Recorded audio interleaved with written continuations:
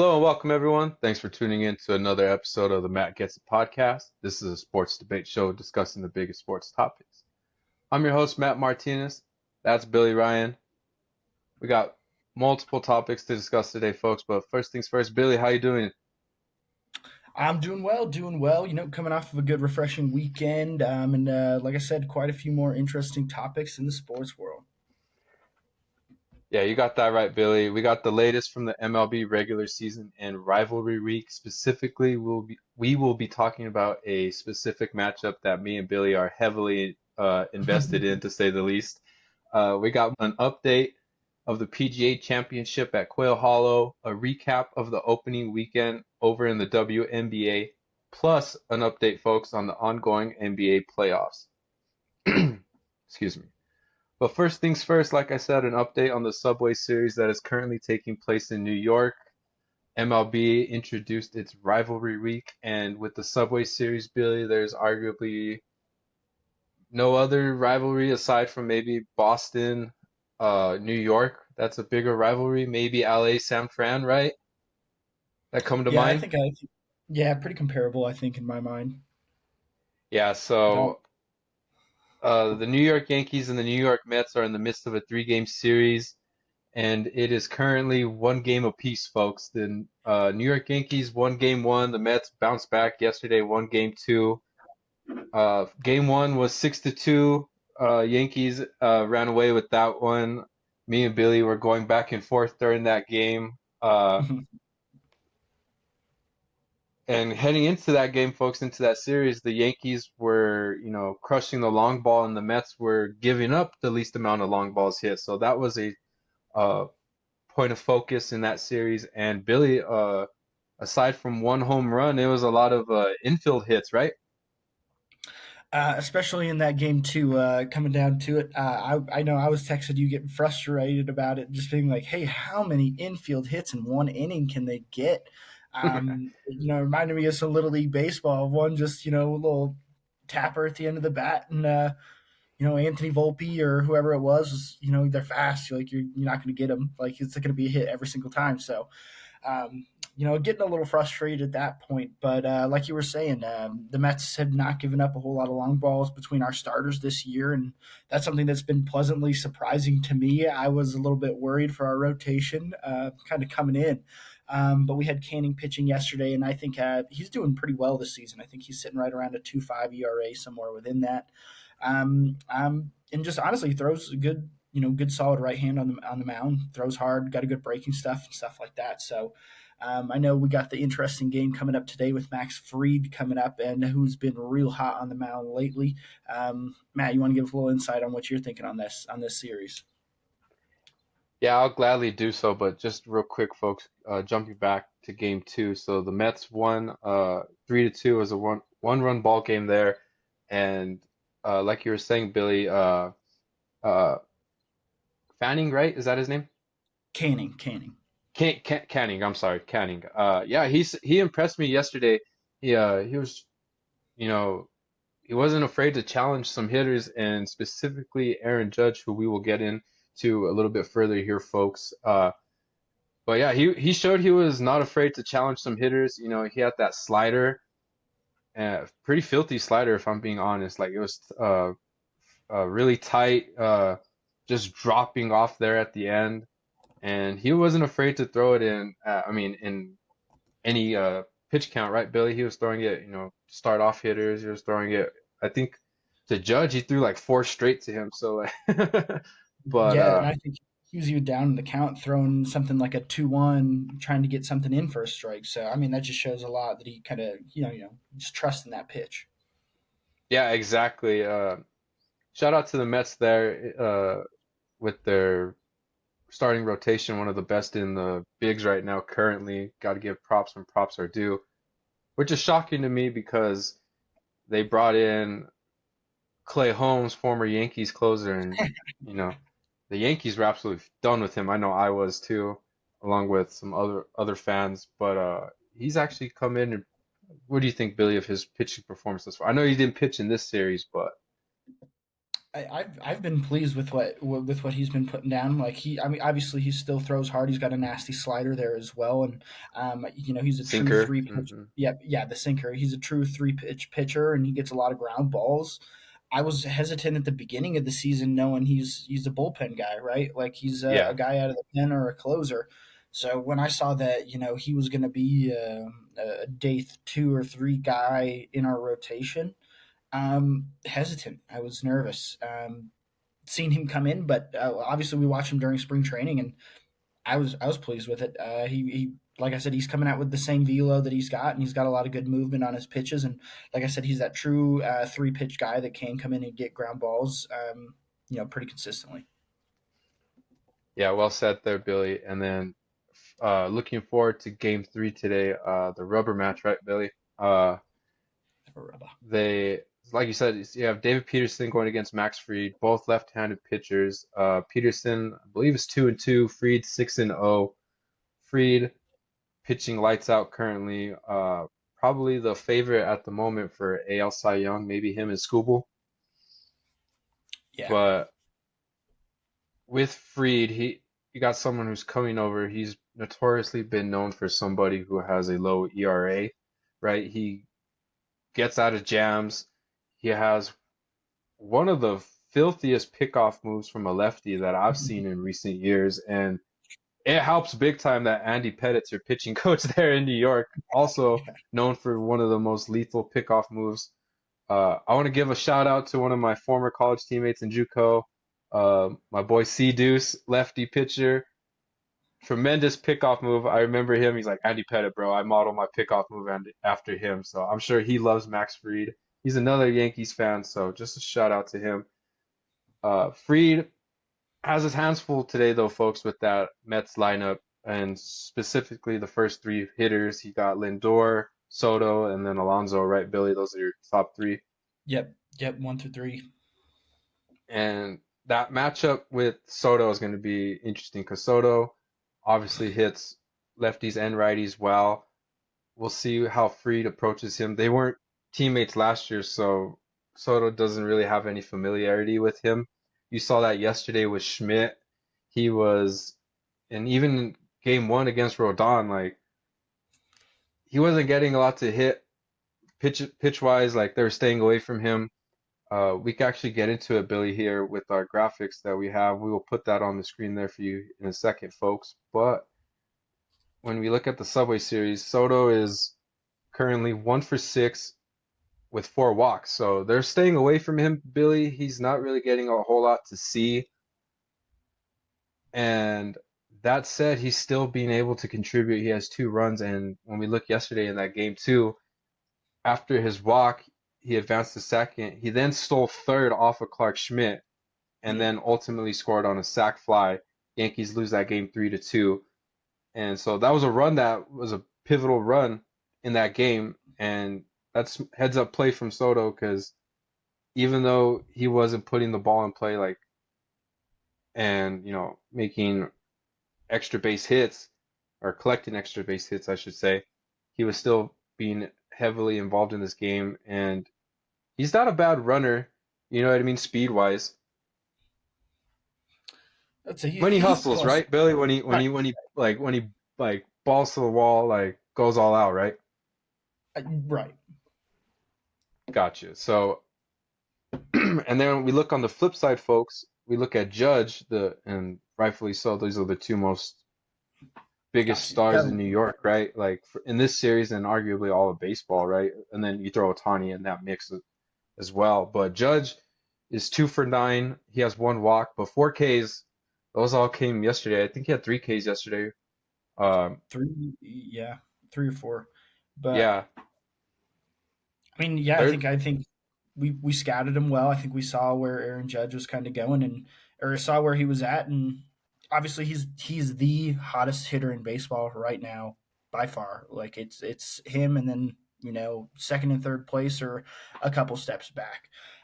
But even to end the game yesterday, the high heat 3-2 coming out of Edwin Diaz, like obviously he's still one of the premier closers in the game. He's 10 for 10 for 10 in save situations this year, hasn't had a blown save yet. So I think that's a big starting point on, if the Mets can start hot within their pitching rotation and get that late and get Edwin Diaz to be in a good save situation where it's a 1 or 2 run game. I think that's going to be a huge advantage on the Mets, especially in this series. I think that's somewhere where the Yankees lack a little bit is, closing or relief pitching. I think obviously they have some good starters and where they're moving around. I think Rodon pitched well the other day, and I think that was game 1. I might have been correct. Yeah, game 1. But Yeah, yeah, Rodon was one.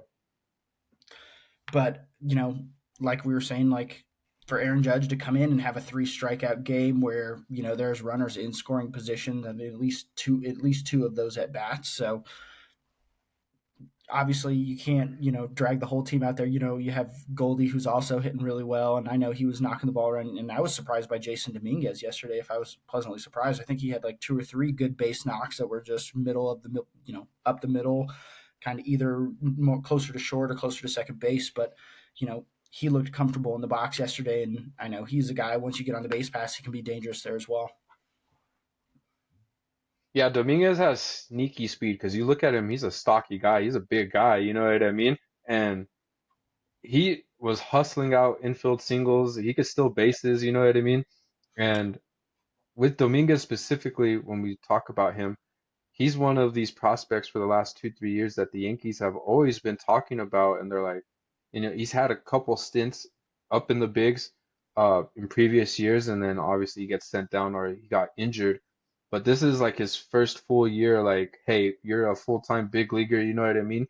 Yeah. And he's kind of like finally taking the reins a little bit there in the outfield. But again, the Yankees have a lot of options there in their platoon. You still got Ballinger, who's now coming alive. I think he has a 12-game hitting streak. Trent Yep. Grisham, who we talked about in previous episodes, one of Yep. the leaders in home runs, right? And then, of course, Aaron Judge. So Boone is constantly changing the lineup. Uh, you saw Grisham game 1. He didn't play game 2, or he pinch hit game 2. And then Dominguez got the start yesterday, did well. So we'll see what he does today. I guarantee it's going to be a different lineup. Mark my words, Billy. Aaron Boone. Games tonight, 7 p.m. Eastern, folks, 5 p.m. Mountain Time for those listening here. And so the lineup will probably come out around 2, 3 o'clock. So, but I'm telling you, Billy, it's going to be different. And with Peterson left-hander on the mound, it's going to be probably righty favored. The good thing with Dominguez, he's a switch hitter, but he does hit left. He hits better from the left side as opposed to the right side. But he is a switch hitter nonetheless. Right.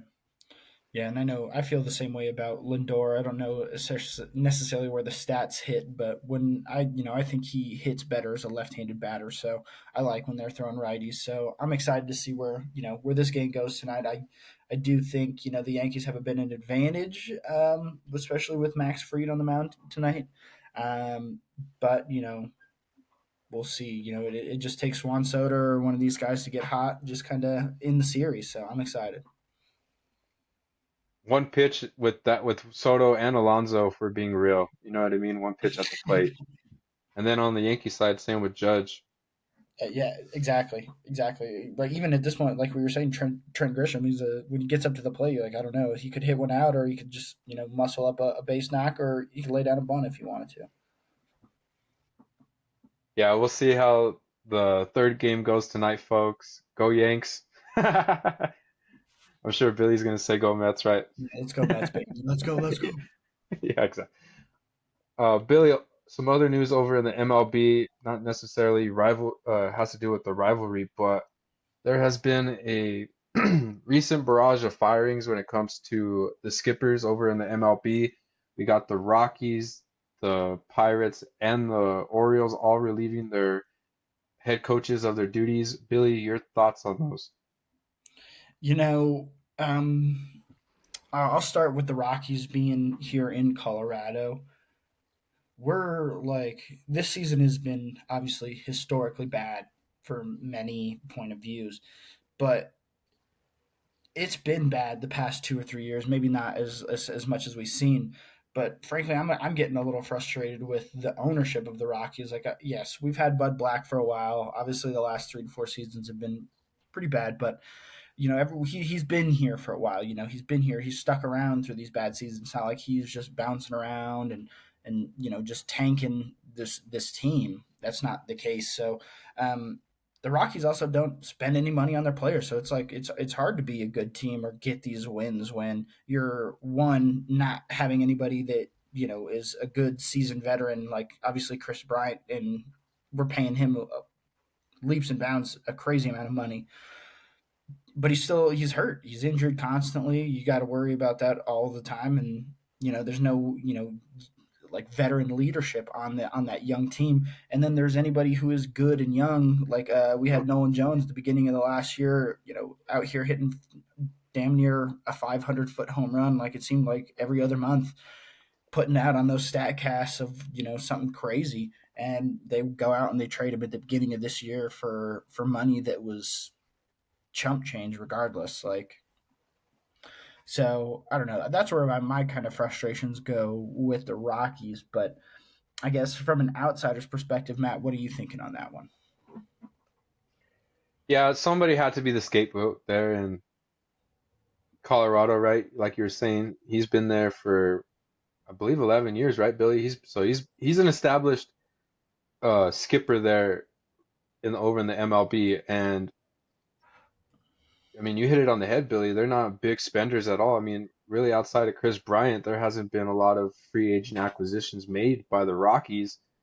And when we look at Bryant, again, you hit it on the head. He's dealt with a lot of injuries. He's not been out there on the field consistently. And the injuries have also been a reason why. Well, if I'm mistaken, correct me, Billy, but did they still have Arenado when they acquired Bryant, or did they get Bryant because Arenado they traded Arenado? Mm, I think that was a separate trade. I know they had traded Arenado and gotten. I can't remember who was in. Bamboozled. Right.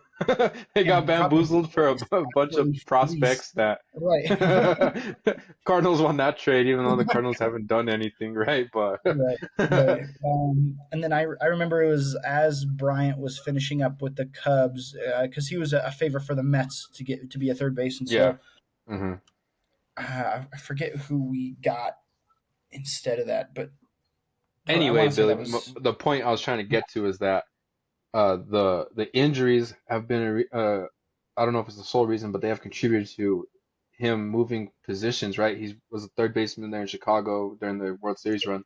Then when he gets the Rockies, they move him to left field, and obviously that's a position change, that's a big adjustment. But injury wise, I mean, you got to be able to run and track down balls there in the outfield, right, Billy? And if you're not able to do so, like, what's really your value? I mean, obviously you can still DH because of the universal DH rule, which has probably been a benefit for the National League specifically. 100%. But man, the Rockies, like, where do they like? I'm not sure they have a direction in which they want to go because you look at their playing record this year, worst in the MLB. I don't even think they've won 10 games yet, right, Billy? No, no, I want to say they're stuck at 8 or 9. Like Yeah, I don't know, it, it, it's crazy. Like I think they're 8 in like 32 or 35 or something like that. yeah, It's something around there. it's kind It's sad, but I do but like if he's still on the roster, the shortstop. Is it Tovar? Tovar's nice. He was an all-star last year. Yeah, He's their only hope is a young shortstop. And the Rockies always tend to get a good shortstop. We had Tulo, we had Trevor Story, and now we got Tovar. Like there's someone to carry the torch, but it's just not it seems like the Rockies try to go one step at a time, but then they take 2 steps back immediately. So they're like, haha, we need to trade these people. You know what? That money sounds good. Let's do that. but exactly that goes back to the management though, right, Billy, and the GM. So 100%. they've always had decent players, but again, they let Trevor Story walk. They let DJ LeMahieu walk when he was uh, a perennial batting champion there with the Rockies, right at second base. And Yeah. then who else did they let? They never really built anything around Charlie Blackmon when he was still in his heyday, right? Like they never really, again, they never really brought anyone in to help those players. And then they trade Arenado, didn't pan out. And it's crazy because when you look at Coors Field, it's considered a hitter's ballpark, right? The ball travels there in Denver, Yeah. so Very like much so. why wouldn't you go out there and try and again? But again, if there's not a lot around the team, it's going to be hard to attract those really big name free agents, right? And especially if you're not dishing out cash like the Mets and the Dodgers and the Yankees, right?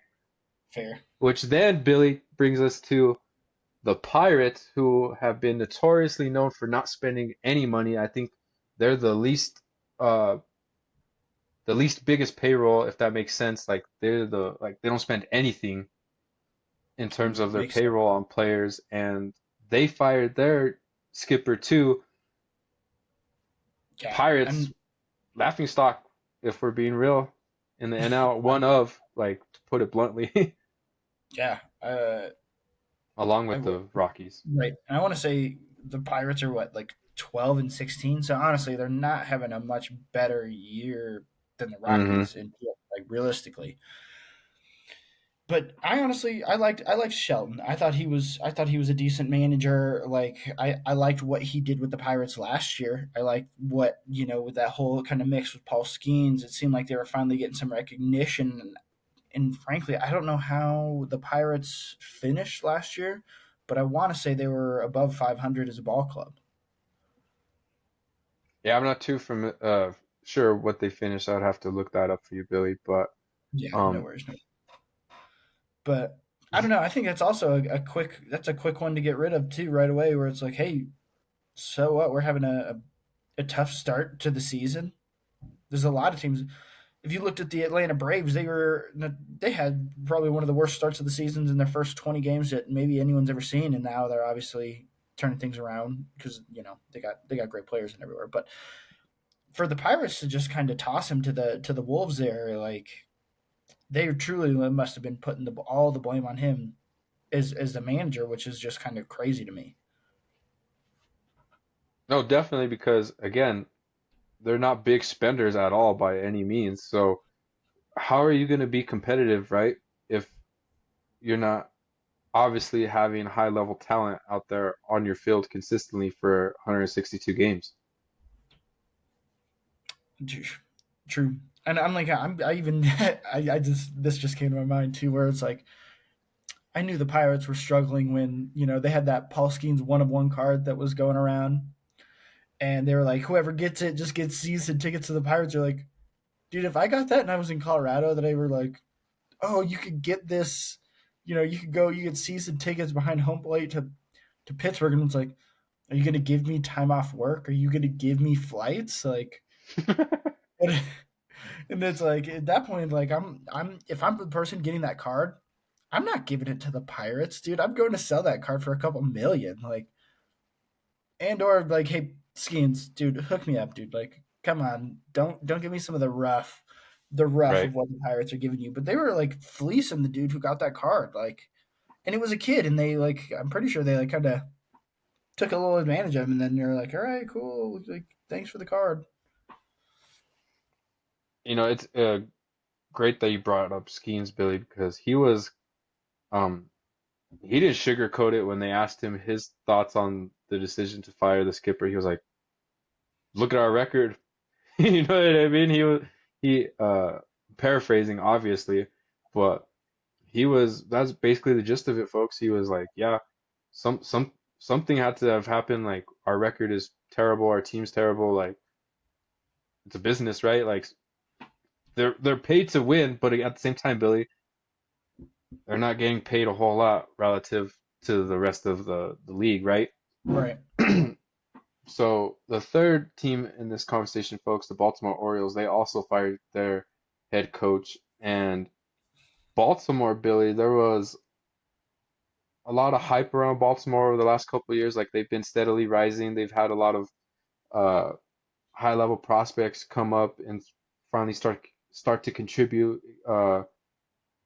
Adley Rutschman, right? The catcher behind the dish there. They also got Gunnar Henderson, the shortstop, and then Got Jackson Jackson Holiday. Holiday. Yeah, Jackson Holiday for another number one overall pick.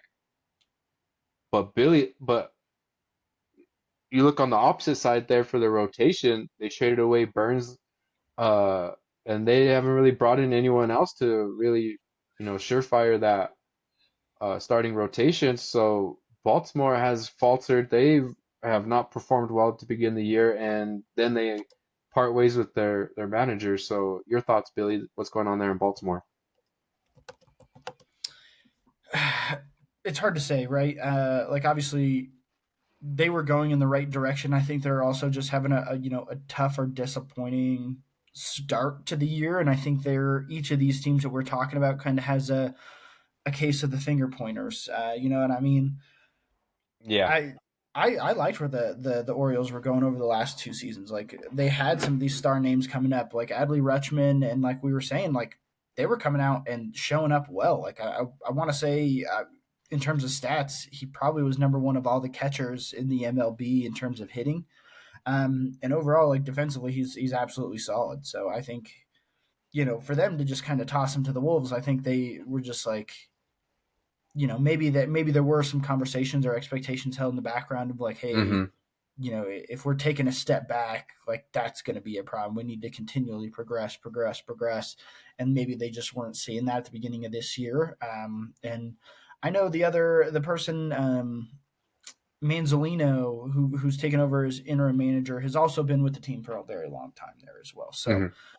like I obviously they're not just passing it off to the next coach that's coming in to take whatever dollar amount. So they at least have somebody that they kind of know can kind of run the ball club to a certain extent.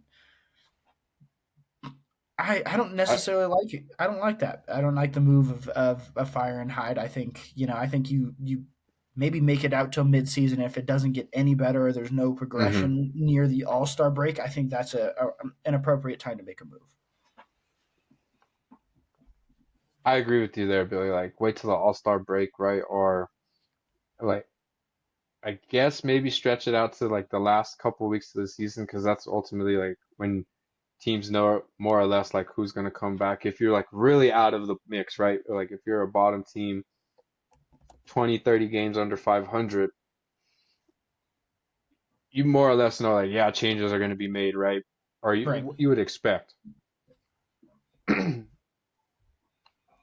I do, last little tidbit there in Baltimore. I just want to say one of the worst decisions ever made to change that left field. Oh my Like god. the construction of left field, like Right. oh my gosh, like I don't, am I alone in thinking that, Billy, or you feel the No, same? you hit it right on the head. Like it's just ugly, dude. It's just you look back, you're like, come on, like what is Exactly, terrible. I know players hate it too because that? less home runs are now going out in Baltimore. They like extended left field, which makes like, and then I'm sure their left fielder hates it too because now he has way more ground to cover. Dude, he probably had to just relearn how to his like tracking system. It's like, hey, dude, this is our home field, and it feels like I'm playing in an away stadium because I don't know how the ball is going to come off the wall or how I'm going to go track this in the corner. Like, it's wild. I don't know what they were thinking there, and that's like a historical stadium, dude. I'm Hmm. like I don't know. That's crazy. Questionable Like, decisions in Baltimore to say the least. All around. But moving on, folks, we got some basketball to discuss and the opening weekend over in the W. The WNBA season is upon us, Billy, uh, which I'm heavily excited for. I know you are too. We got some great performances that occurred from the 6 games that have taken place. I know there's two more today, one at 11 and another one later on in this afternoon. But Billy, we had some notable performances that occurred. Arguably none bigger than the performance made by Caitlin Clark. She posted a triple double in the first game of the season, her third career triple double, and I believe that has her tied third all time already, Billy. She had 20 points, 10 rebounds, 10 assists. The Fever absolutely dominated the Chicago Sky, and we'll get into that briefly here in a second, folks, a little bit further. Nafisa Collier over for the Minnesota Lynx. She dominated on Friday night. She had 34 points, 4 rebounds, 4 assists. Kelsey Plum made her Sparks debut. She had 37 points, 6 assists, which I believe, if I'm not mistaken, is now the uh, most ever for opening night in the W. Which is funny because I think Collier had the record like 2 hours before that with 34, and then Plum broke it with 37. So shout out to Plum Dog. She absolutely went nuts for the Sparks. Satu Sabali impressed in her debut for the Mercury. She had 27.6 rebounds. She came over from Dallas. Brianna Stewart of the New York Liberty, defending champions. Uh, she had 25 points, 8 rebounds. Liberty looked great, Billy. And then we had over for the Mystics, we had Brittany Sykes, 22 points, 5 assists. She did her thing. Billy, your thoughts on some of those performances and your thoughts specifically on that Fever Sky matchup? I'll kick off by saying like I am excited to see the direction of the WNBA this season. I do think it's grown since last season. I do think it's been talked more. I think it's being covered more on pretty much every sports talk show, every ESPN, every Fox, CNN, TNT, whatever is going on there.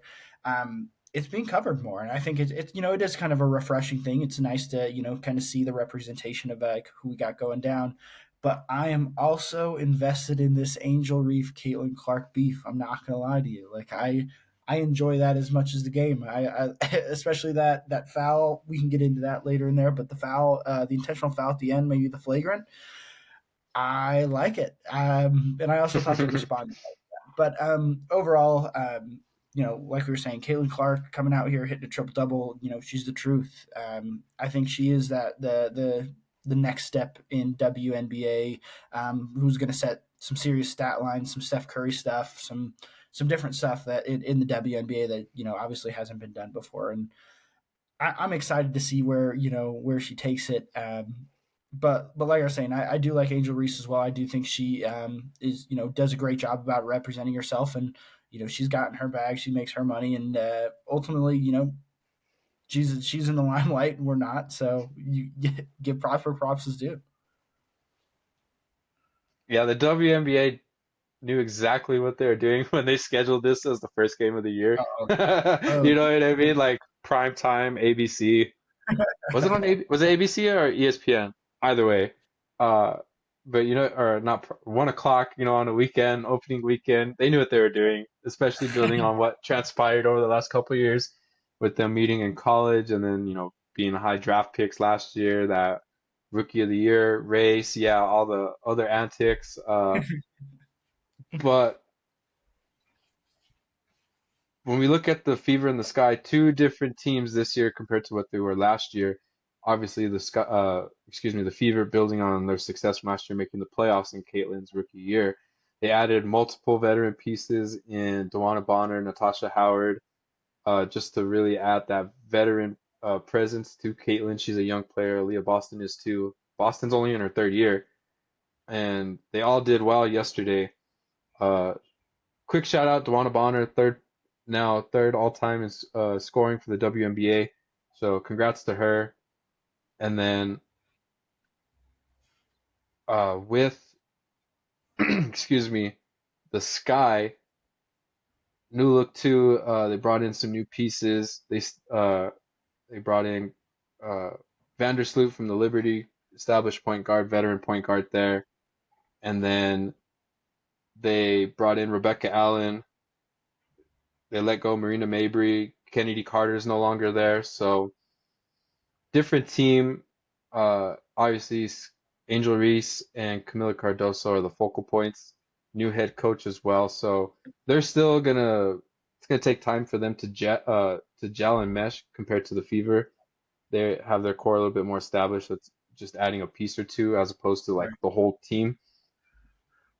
And then it was evident too in the way the game played out. Like the Fever ended up running away with it. They were finding each other. They were trying to get DeWanna her bucket to get her that third into third place all time scoring wise. Natasha Howard was cutting backdoor. Caitlin was finding her that 2-man game with Boston. Clark was working well.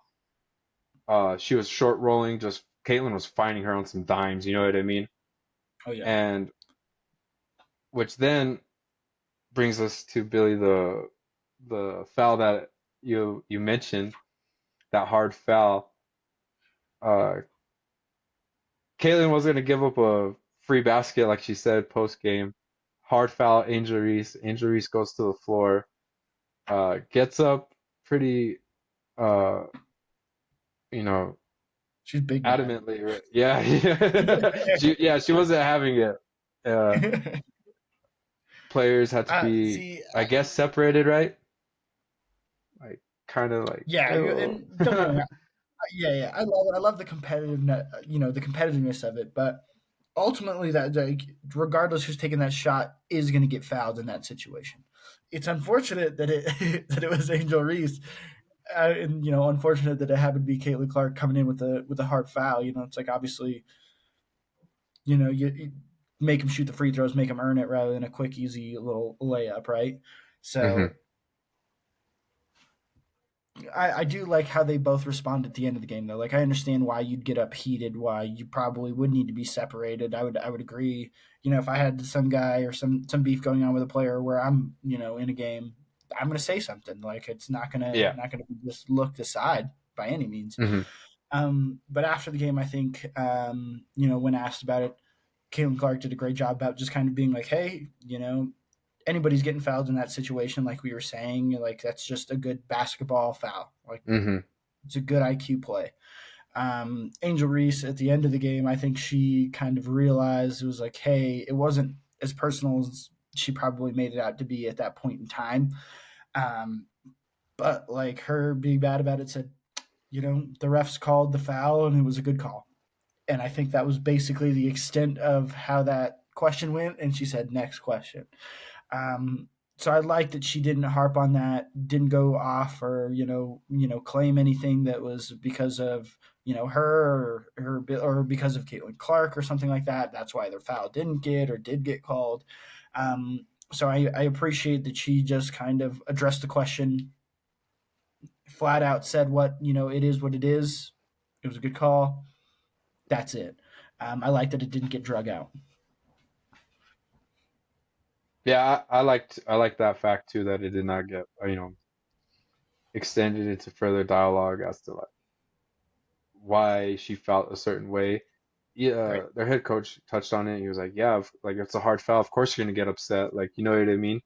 Absolutely. Uh, and then what I thought it was kind of funny, Billy, like because the WNBA they like interview players like in between quarters.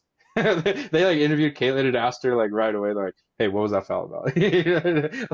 Like they Which were is trying to get wild. the yeah. She was like, "No, it's just a basketball play." And then obviously Reese says the same thing, basketball play. Let's move on. You know what I mean? Which I'm sure uh she did so for uh the sake of having to deal with that type of questioning for, I mean, this is only game one.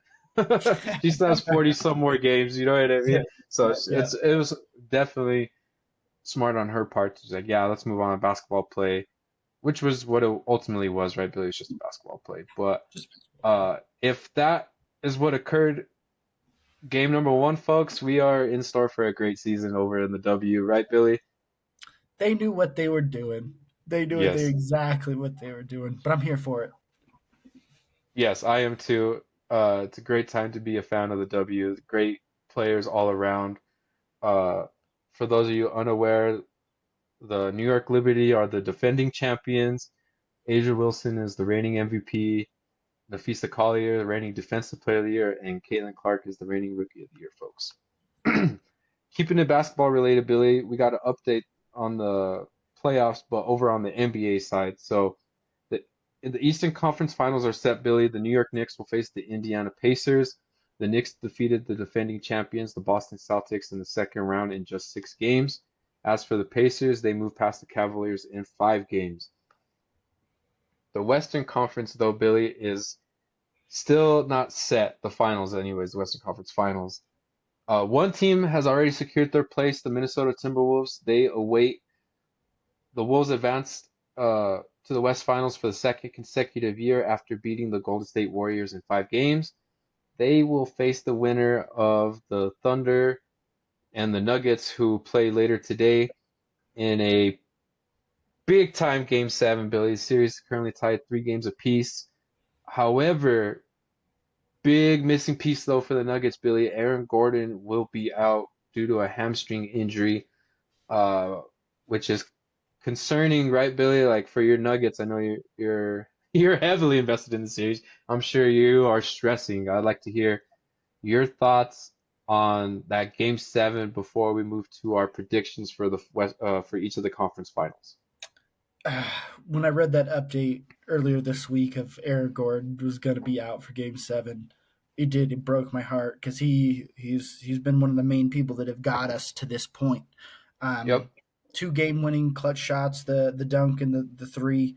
Um, we'd be home. We would have been sent home already if it wasn't for Aaron Gordon coming up in some of these certain situations. So to not have him and his, what he can bring defensively as well as offensively to this team is going to be a huge loss. I think it's going to put Mm-hmm. a lot more weight on, a sick Jamal Murray.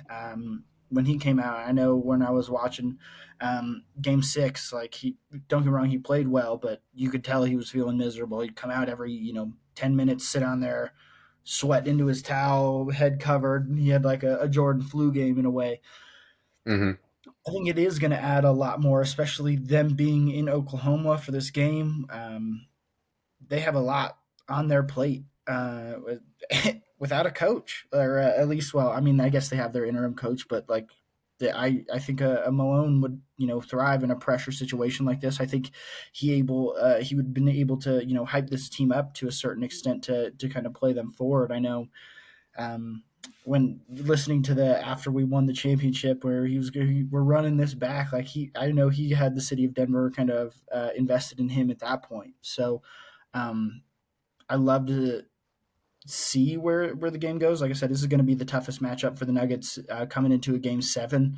And the way I think about it as well is, you know, each of these next team are gonna have trouble in the next round as well, going against the Timberwolves. They Mm-hmm. coming off multiple days of rest, and I think Game 1 of the conference finals is in 2-3 days. I think it's on Monday or Tuesday. So with that being said, either of these teams who come out of this Game 7 are going to be beat up. They're going to be, pushed down to their core, and they're going to have to come out and face a strong young Timberwolves team who's had 5, 10 days off. And whoever wins this Game 7, Billy, excuse me, gets home court in the Western Conference Finals. So, uh, not only is this a, obviously massive game in terms of advancing, but you also get home court in the next round if you do so. It's huge. Um, it's gonna be a great game nonetheless. I'm sure Jokic is gonna rise to the occasion. His track record speaks for itself. His style of play, type of player he is. Murray too, can't count him out, especially in the postseason. He seems to come alive. Absolutely. Will MPJ bounce back? He's still dealing with that shoulder injury. It's been noted, streaky shooter, right? Well, what type of shooting performance will you get from Russ? Is he gonna be finishing at the rim electric as he normally does, or is he gonna be forced to take that perimeter shot? And is he gonna connect on those shots?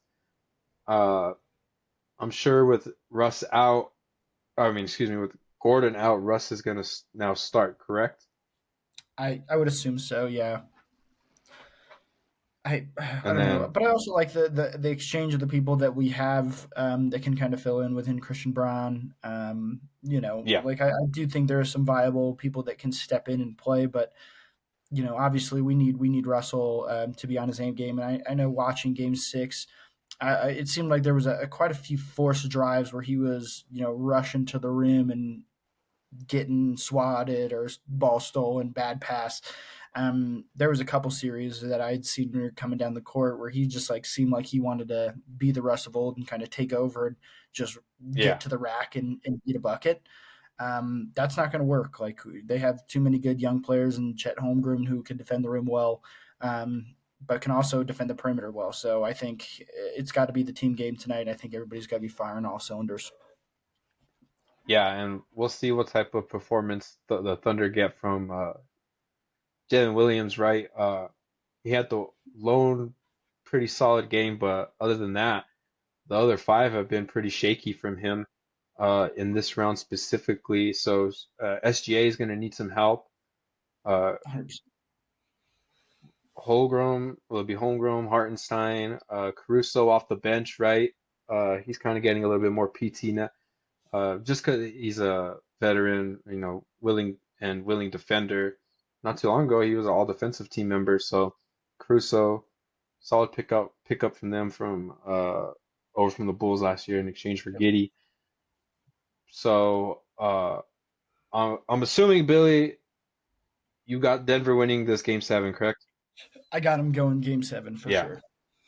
And then so unfortunately Billy, I gotta go opposite of you. I think the Thunder are gonna win game seven just because that loss of Aaron Gordon. I think it's gonna be too big of a loss. So I got Timberwolves, Thunder, and for that series, I got the Timberwolves advancing. So with your prediction of Denver winning this game seven and then ultimately going to the West Finals, who would you have winning the Western Conference Final, Billy? Like I said, I think huge advantage for the Timberwolves to be able to come out and have an extended period of rest after Hmm. a 5 game series. So they're going to have some time to be able to practice and come out. So I say advantage Timberwolves if I'm not being a biased person, but I think the But Nuggets right, but it's still Nugs, right? still go Nugs, baby. Yeah, all right, I respect that. You got to ride with your team. Yeah, So, let me ride in my delusion a little bit longer. I'll be okay. no, hey, I get that totally. I even when uh the Heat, I was like, oh, dude, we could beat the Cavs. You know what I mean? But anyway, so the Eastern Conference, Billy. So, Knicks Pacers there. Very intriguing series there. Uh, Not only do we have some great storylines from a playing standpoint, but we also got some history there with those franchises. So, uh, Knicks Pacers, notoriously known for uh Reggie not liking each Miller, other. Spike Reggie Miller Lee. days, Spike Lee, exactly. You know what I mean? Uh, that was still Pat Riley was with the Knicks then, I believe. So the later stages of Patrick Ewing's career. Knicks making their first conference final in 25 years. I'll give the Knicks, a Yeah. clap on that one. 25 years, long time to not reach that part of the postseason, even though I don't like the Knicks fan base. Uh, the Knicks, though, from a playing standpoint, doing pretty well. Jalen Brunson having a terrific postseason there for the Knicks.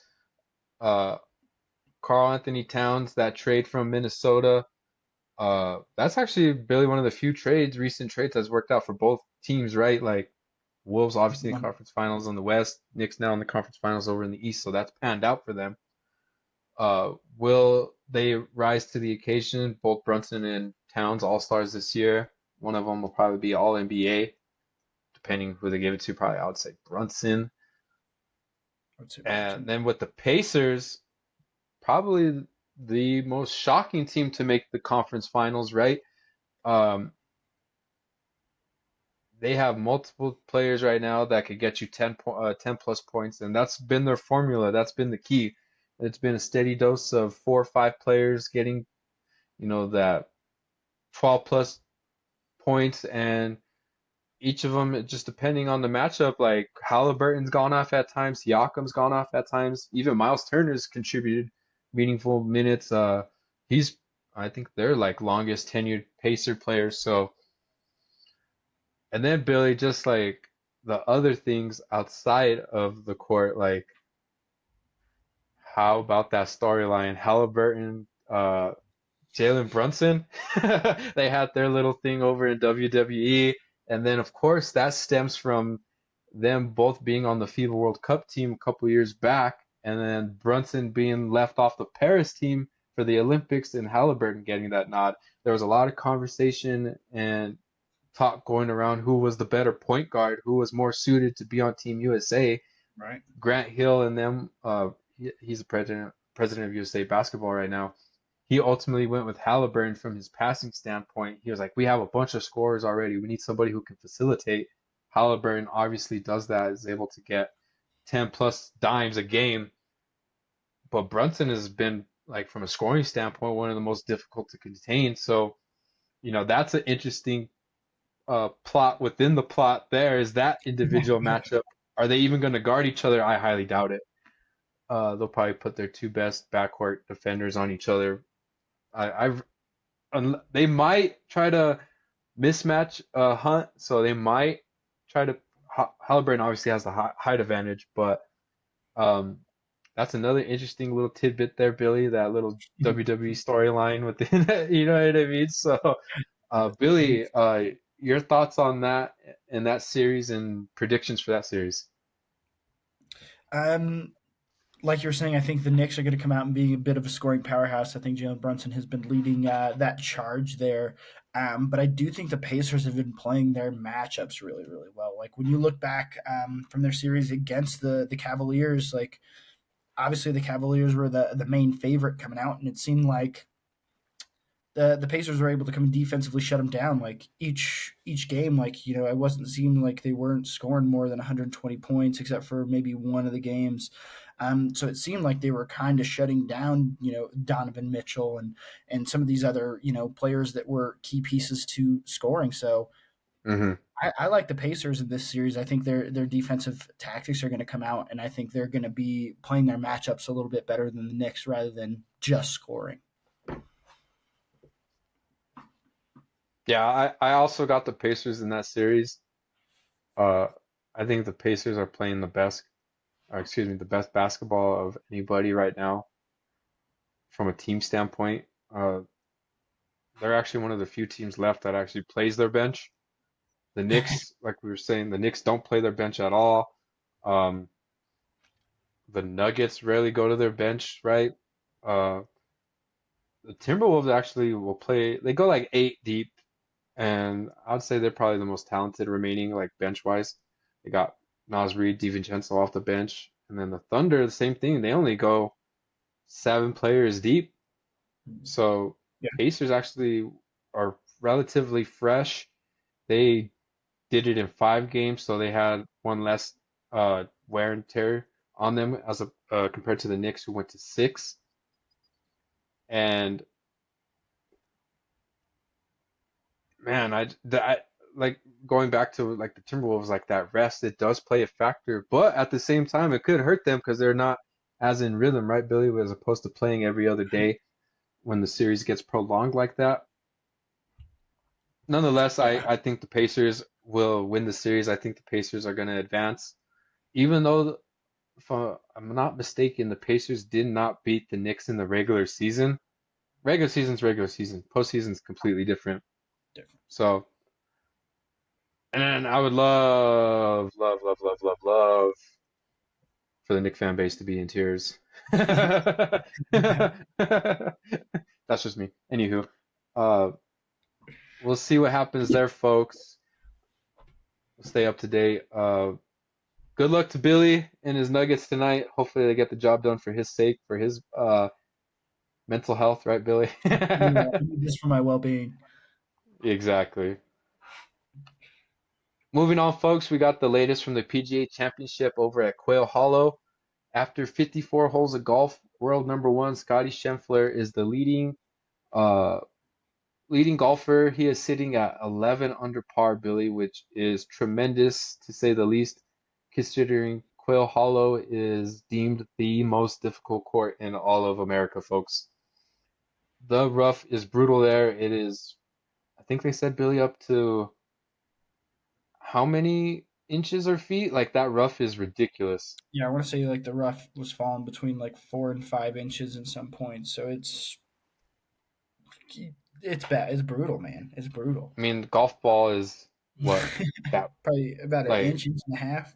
if that like you can't even find it in some of these uh places out there on the golf course.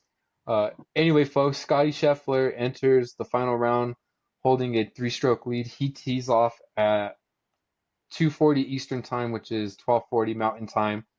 Uh, we'll put the leaderboard there on the screen for the folks viewing. Uh, Billy, as we take a quick look at the leaderboard here, some pretty interesting names sitting atop there. We got, obviously, like I said, Scheffler at 11 under. We got Noren, who is 8 under. They're from Sweden, the Swedish guy there, 8 under par. We got Americans, Riley and Poston, if I'm not pronouncing that correctly. They're 7 under par. John Rahm, the Spaniard over from Live, 6 under par. He was tied with Siwoo Kim, who is one of the most electrifying players in terms of like entertainment. He's 6 under par as well. Vegas, 6 under par, and the current people's champion, if you will, Bryson DeChambeau, he is 5 under par. At one point, he was the sole leader, Billy. He was 8 under par, and then he double bogeyed and bogeyed two of, I believe, the final four holes. So he ultimately drops on the leaderboard there, Billy. But uh, your thoughts in the final, heading into the final round after 54 holes, Billy? After the 72 holes are all said and done, who do you think will be holding the 107th PGA Championship? It's hard for me not to say Scotty Scheffler with a four-stroke lead going into Sunday. Like obviously he's been known to perform on Sundays, if not in these big championships. Like this is the Yeah. PGA Championship, Hmm. and I know he was the overall winner in points and everything like that last year. Is it safe to say he might be on his Tiger Woods, era of golf? Like maybe not to that certain extent, but like multiple years in a row, Scotty Scheffler has been the best golfer. But you also can't count down some of these other guys like John Rahm and Siwoo Kim could come out and have a great day, and come out and shoot a 56 and be in the talks there to be in that final round. But um, I'm going with Scotty. Hard to bet against Scotty going in championship Sunday 4 strokes up.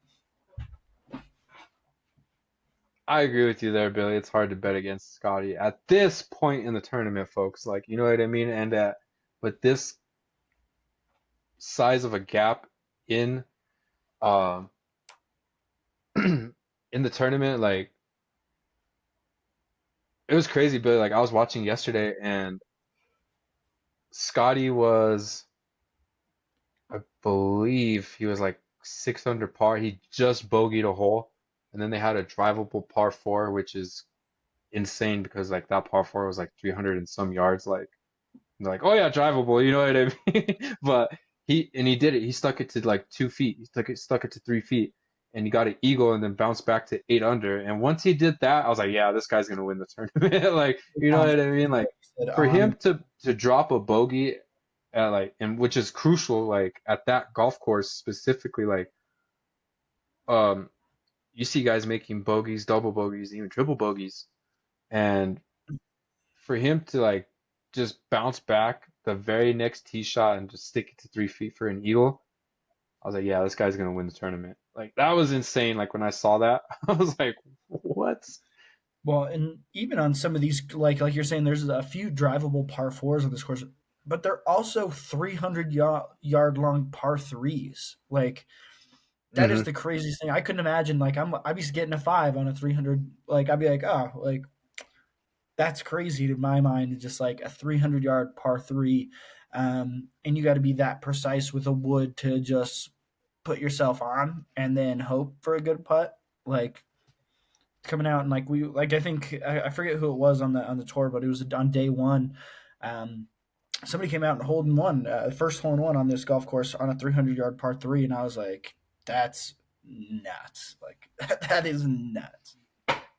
You're telling me, dude. Like I'll get a five on a 130-yard par three here on my local course. You know what I mean? And they're like not even close, like a dead straight one, like not even close to the like difficulty that they're playing at. And I'm like, what the? So yeah, for them, uh, I think Siwoo Kim yesterday or the second round, he had a hole in one on a like 257-yard par three, which is the longest on tour. And I was like, he hit like a five wood. I was like, come on, like what are we doing? Yeah, You for know what I real. mean? You mean you're out driving me with your 5 wood where I'm putting everything I got and slicing this golf ball 60 yards to the Dude, right? yes, big time. But uh like like I'm joking, but I'm dead serious. Like when I say big time, like yeah, I'm keep putting everything I have into this 250-yard drive. You know what I mean? And they're just like, yeah, easy three, five wood, seven wood, like whatever. But yeah, it's looking like Scotty is gonna hold on to win, folks. Let's see. I'll try and give you a real uh in life update here on the scores there. Let's see here.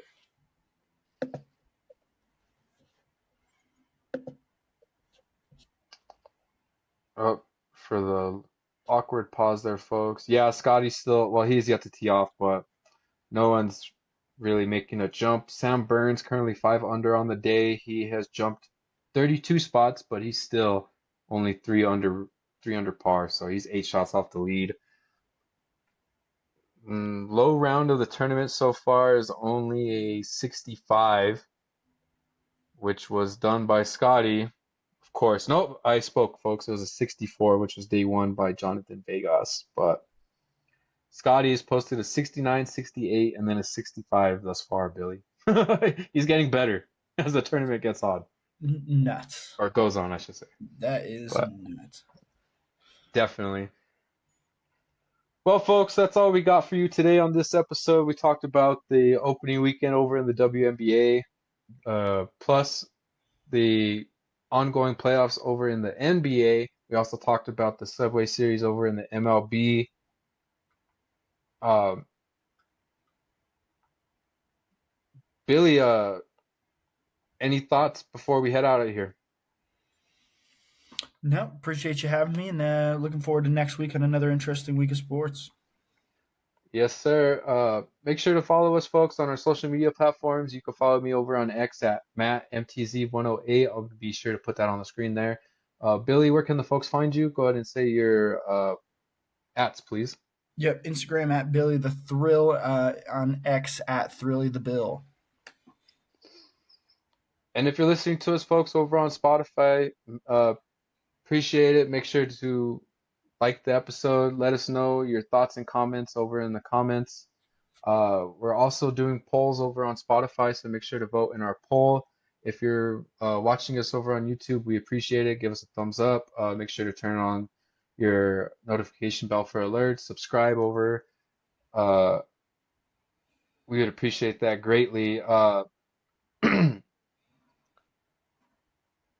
Again, we appreciate everything, folks. This is the Matt Gets It podcast. I'm Matt Martinez. That's Billy Ryan. We'll see you next time.